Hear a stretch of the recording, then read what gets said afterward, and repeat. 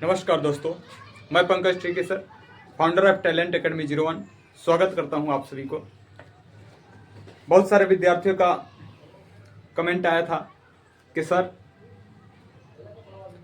Normalisation में कितना score बढ़ता है और रिजल्ट में क्या मेडिकल्स में कंडीशंस हमारा सिलेक्शन होगा कि नहीं होगा। तो मैं बता देना चाहता हूं कि आज उन सारे चीज़ों का जवाब आपके सामने देंगे और किसी भी प्रकार का कोई डाउट्स नहीं रहेगा। और आज हम बताएंगे कि यदि किसी भी विद्यार्थी का अगर 95 और 90 नंबर है और उसका रिजल्ट रुक जाएगा, क्या रीज़न हो सकता है, आज उसका भी कारण बताएंगे। और इस वीडियो में एक बात बताएंगे कि जो रिजल्ट है क्यों इतना देर हुआ है रिजल्ट आने में और क्या कट ऑफ हो जाएगी, इसमें थोड़ा सा वह भी चर्चा कर देते हैं। तो पहले आइए हम लोग सबसे पहले जो ज़्यादा रिजल्ट का अपडेट है, मुख्य अपडेट है, उसको हम समझते हैं। तो आइए देखते हैं।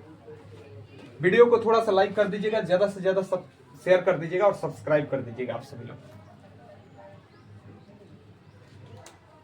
रेलवे भर्ती बोर्ड ने एक एग्जाम कराया था जिसका नाम है टेक्नीशियन, और टेक्नीशियन ग्रेड 3 भी थे और उसमें पीसीएम वाले भी बच्चे थे। सभी के लिए अप्लाई होता है मेरे दोस्त। देखिए, इसमें कहने का मतलब है कि इन ये जो आपको दिख रही है 1 2 3 4, इसमें रिजल्ट बिग अपडेट को लेकर के बात कर रहे हैं और इन बच्चों का रिजल्ट रुकेगा। यानी इन दोनों के अगर हम मिला करके बात करते हैं तो देखिए मेरे दोस्त, उन विद्यार्थियों का रिजल्ट रुकेगा जिसका जो मेडिकल है ना, मेडिकल है, अगर मेडिकल अगर वह B1 है या C1 वाले होते हैं, कैटेगरी वाइज देता है, B1 B2 C1 C2 इस तरह से करके देता है।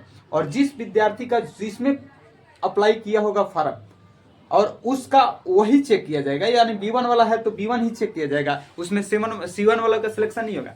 अगर आप C1 से डाले हैं तो आपका मेडिकल C1 होना चाहिए। आपका B1 रहेगा तो दिक्कत हो जाएगा। अगर आपका B1 है और आपका B1 मांगा है और आपका C1 है तो फिर आपका सिलेक्शन वंचित हो जाएगा। ठीक है, तो यदि आप 95 नंबर भी लेके आते हैं, 100 में 100 नंबर भी लेके आते हैं ना, तो आपका सिलेक्शन आपका नहीं होगा मेरे दोस्त। क्यों? क्योंकि इसका ये अपडेट है। ठीक है, ये पीछे जो भर्ती हुई थी उसमें भी यह बताया गया था बिल्कुल सटीक तरीके से। ठीक है, उन विद्यार्थियों को नहीं हुआ था जिनका मांगा था C1 और जिसका B1 था, और मांगा था जिसका B1 और जिसका C1 था। तो कहीं ना कहीं आप भी अपना देख लीजिएगा, अपना मेडिकल वेडिकल सब सही करा लीजिएगा। जिस विद्यार्थी को कॉन्फिडेंस होगा और जो आंसर की में मिला लिए होंगे कि इस बार हमारा रिजल्ट होगा, तो इस पे ध्यान देने वाली बात है मेरे दोस्त। इसलिए मुझे पहले ही वीडियो इस पे बनाना पड़ा है। ठीक है, अब आगे देखिए। आगे अगर हम बात करते हैं तो आप लोग समझ गए मेडिकल से रिलेटेड बातें। अगर हम डीवी की बात करते हैं, डीवी डॉक्यूमेंट्स वेरिफिकेशन की बात करते हैं, तो देखिए मेरे दोस्त, यहाँ पर एक बात उभर करके आती है। अगर हम बात करते हैं यहाँ पर टेक्नीशियन की और एएलपी की बात करते हैं, एएलपी की बात करते हैं, दोनों की बात करते हैं। उस बार जो 2018 में और 19 में जो भर्ती आई थी, उसका जो रिजल्ट आया था ना, तो उसका रिजल्ट पेपर के 1 महीना 35 दिन के बाद रिजल्ट आ गया था। लेकिन इस बार कंडीशन क्या हुआ कि इसका टेक्नीशियन का हमारा टाइमिंग चला गया है 33 दिन और इसका जो टाइमिंग चला गया मेरे दोस्तों, इसका जो चला गया 63 दिन। ठीक है, काफी विलंब देखा गया। और इसमें तो सबसे ज्यादा देखा गया एएलपी का जो रिजल्ट देने टाइमिंग देने से काफी विलंब कर दिया है देने में। ठीक है, अब देखिए, अब इसका कई भी रीजन हो सकता है। कुंभ का भी वजह कह सकते हैं। ठीक है, या सरकार कुछ इलेक्शन में सोच रही होगी, उसमें लीन होगी।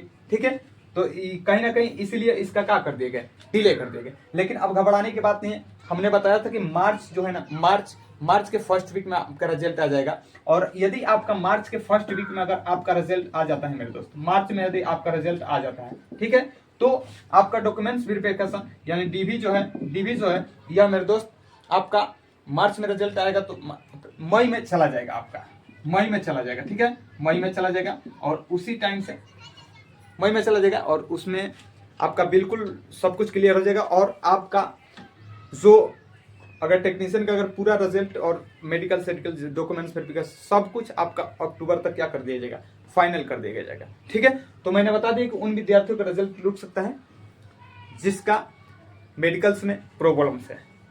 तो आई होप कि आप इस बात को समझ गए होंगे।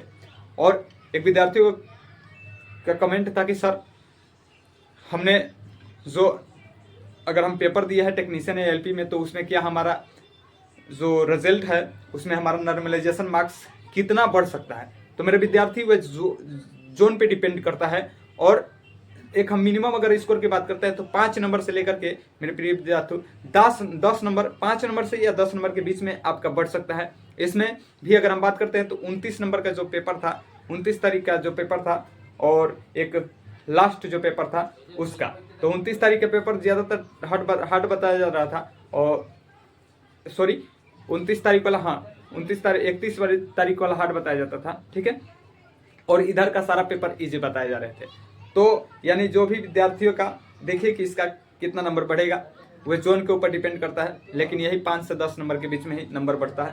तो आई होप कि आप सभी लोग का डाउट्स क्लियर हो गया होगा और आप समझ गए होंगे कि हमको कहाँ पे अब वर्क करना है अगर टेक्नीशियन में आपको सिलेक्शन लेना है। तो ऐसा नहीं है कि आपका रिजल्ट आ जाएगा तो आप सिलेक्शन हो जाएंगे। इन सारे चीज़ों पे यदि आपको ध्यान देंगे तभी आपका रिजल्ट क्लियर हो पाएगा मेरे दोस्तों। तो thanks for watching my video. तब तक के लिए नेक्स्ट डे मिलते हैं और जय हिंद।